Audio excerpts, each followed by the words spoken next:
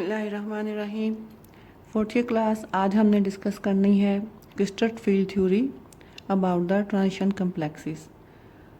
Crystal field theory actually devise की गई थी to describe the magnetic properties of crystalline solid. The scientist Bethe and Van Vleck in 1930 they propose this theory, और initially जो है वो इसको crystalline solids पे ही अप्लाई किया गया था। लेकिन 1930 में ये थ्योरी प्रपोज की गई और 1951 में this theory was used to interpret the spectra of transition metal complexes. तो ये थ्योरी जो है वो काफ़ी हद तक हमें सेटिस्फैक्टरी इंफॉर्मेशन देती है, specially about the colours which are specific colours which are displayed by the transition complexes. इस थ्योरी का मेन कॉन्सेप्ट जो या main difference valence bond theory और मोलेकुलर ऑर्बिटल थ्योरी से जो है वो ये है कि वैलेंस बॉन्ड थ्योरी के पॉइंट ऑफ व्यू से the bonding between the ligand and the metal atom is covalent, whereas the crystal field theory describes the bonding between ligand and metal atom to be the ionic in nature. So ये basic difference है valence bond theory और crystal field theory में। Crystal field theory का basic concept समझने के लिए आप थोड़ा सा अपने जहन में एक एनालॉजी लेकर आएंगे, एक थोड़ा सा ज़रा पॉइंट अपने जहन में लेकर आएँ कि सपोज़ आपके पास एक स्पंजी सॉफ्ट बॉल है। बच्चों के पास इस तरह की बॉल्स होती हैं, आपने देखी होंगी। तो इस तरह की एक सॉफ्ट स्पंजी बॉल को अगर आप अपने हाथ में लेते हैं और उसको या अगर आप उसको चारों तरफ से किसी तरीके से प्रेशर उसके ऊपर अप्लाई करते हैं तो क्या होगा, वो स्पंजी बॉल जो है उसका वॉल्यूम कम हो जाएगा। ठीक है, एक स्पंजी बॉल सर्टन वॉल्यूम है उसका, लेकिन जब उसको चारों तरफ से इक्वली उसके ऊपर एक्सटर्नल प्रेशर अप्लाई किया जाएगा तो बॉल का वॉल्यूम जो है वो डेफिनेटली कम होगा, and we can say that the system will have now an increased energy. Pressure की एब्सेंस में जो उसकी एनर्जी थी उसके मुकाबले में प्रेशर अप्लाई करने पे एनर्जी जो है वो ज़्यादा हो जाएगी। और अगर आप एक्सटर्नल प्रेशर रिमूव कर देते हैं, ख़त्म कर देते हैं, तो बॉल दोबारा से अपनी ओरिजिनल शेप में आ जाएगी, ओरिजिनल वॉल्यूम और ओरिजिनल प्रेशर पे आ जाएगी। ये देखिए, जैसा कि आप डायग्राम में देख रहे हैं, ये स्पंज बॉल है, स्पंजी बॉल, जिसको आप इसकी एनालॉजी आप ले रहे हैं या इसको आप कंपेयर कर रहे हैं फ्री मेटल आयन से, यानी कि मेटल आयन जिसने अभी तक किसी लिगेंड के साथ अटैचमेंट डेवलप नहीं की है। तो ये उसका ओरिजिनल वॉल्यूम और उसकी ओरिजिनल स्टेट है। अब यही स्पंजी बॉल जब इसके चारों तरफ से इक्वल प्रेशर इसके ऊपर अप्लाई हो रहा है तो देखिए इसका वॉल्यूम जो है वो डिक्रीज़ हो गया है। तो ये हम कह सकते हैं कि ये metal atom which is under the influence of ligands, क्योंकि लिगेंड जो है वो मेटल एटम को चारों तरफ से सराउंड करते हैं। तो जैसा कि बॉल के साथ हुआ है कि बॉल की एनर्जी इंक्रीज़ कर दी है जब इसके ऊपर चारों तरफ से प्रेशर अप्लाई किया है, तो सेम यही एक्सपीरियंस जो है वो मेटल एटम का होता है जब वो लिगेंड्स के साथ, जब लिगेंड्स उसको अप्रोच करते हैं। मेटल एटॉमिक ऑर्बिटल जो हैं, आउटर एटॉमिक ऑर्बिटल्स मेटल के, वो they feel themselves to be at a high energy level, उनकी एनर्जी जो है वो ग्राउंड स्टेट के मुकाबले में ज़्यादा हो जाती है। इसको हम एक्टिवेटेड कम्प्लेक्स कह सकते हैं। तो ये वो दो केसेस हैं जो हमने अब तक जिनको कंपेयर किया है स्पंजी बॉल के साथ। अब आप ये सपोज करें कि आप उस स्पंजी बॉल को अपने हैंड में लेकर स्पेसिफिक एरियाज पे प्रेशर अप्लाई कर रहे हैं। ये ओरिजिनली डॉटेड लाइन से शो की है स्पंजी बॉल की ओरिजिनल शेप थी, उसके ऊपर ये डिफरेंट पॉइंट से लोकलाइज्ड प्रेशर आप कह लें कि इसके ऊपर अप्लाई किया जा रहा है कुछ ख़ास पॉइंट से।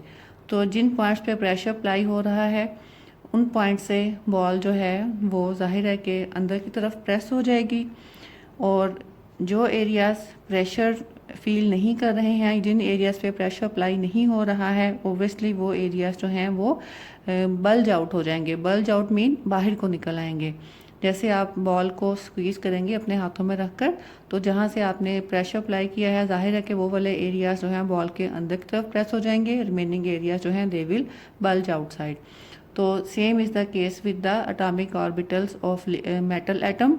जब जिन जिन पॉइंट से या आप कह लें कि जिन जिन डायरेक्शन से लिगेंड एटम्स लिगेंड के इलेक्ट्रॉन्स मेटालिक एटम को अप्रोच करते हैं, उस पॉइंट पे जो ऑर्बिटल्स होते हैं या उस डायरेक्शन में जो ऑर्बिटल्स होते हैं they become high in energy, और जो रिमेनिंग ऑर्बिटल्स होते हैं they become low in energy. तो ये मेन कॉन्सेप्ट है क्रिस्टल फील्ड थ्योरी का, that when the ligand atoms when the ligand electrons या लिगेंड एटम्स आप कह लें, लिगेंड स्पीशीज कह लें, जब वो अप्रोच करती हैं सेंट्रल मेटल एटम को, तो वो मेटल के जो आउटर मोस्ट शेल के ऑर्बिटल्स हैं वो दो कैटेगरीज में डिवाइड हो सकते हैं।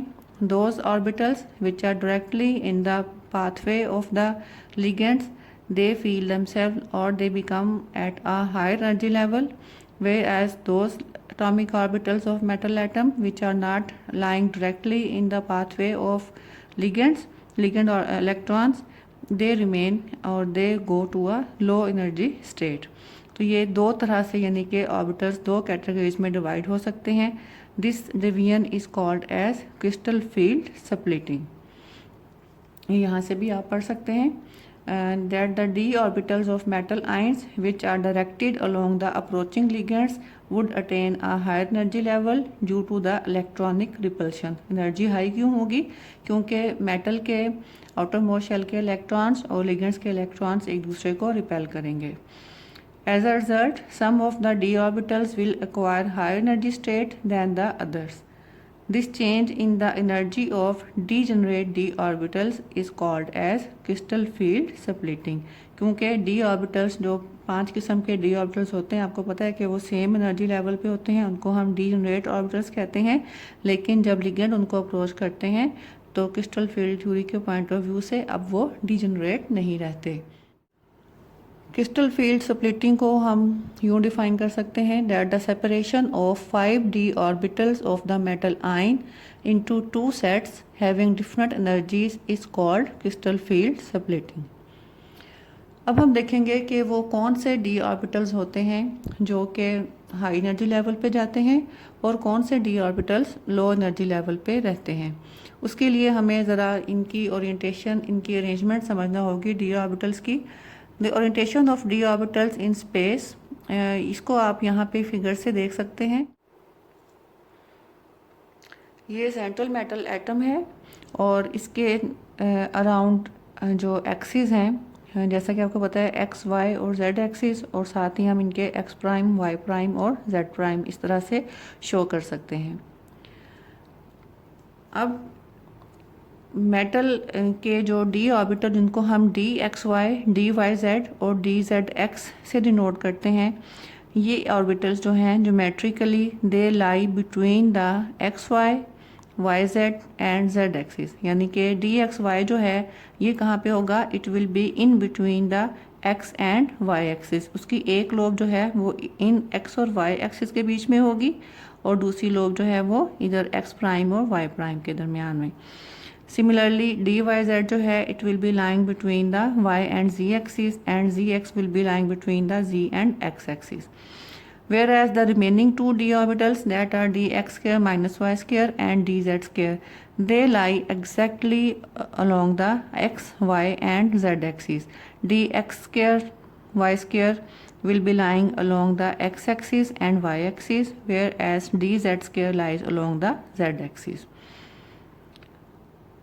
अब हम देखते हैं कि डिफरेंट टाइप के कॉम्प्लेक्सेस में ये जो डिफरेंट टाइप के d ऑर्बिटल्स हैं ये किस तरह से प्रेशर फील करते हैं जब लिगेंड्स इनको अप्रोच करते हैं। उसके लिए हम देखेंगे ऑक्टाहेड्रल कॉम्प्लेक्स में किस टाइप की सेपरेशन होती है d ऑर्बिटल्स के बीच में, या किस टाइप की आप कह सकते हैं क्रिस्टल फील्ड स्प्लिटिंग होती है, और स्क्वायर प्लेनर कॉम्प्लेक्सेस में ये बिहेवियर जो है वो किस तरह से होता है। दोनों कॉम्प्लेक्सेस में डिफरेंस होगा।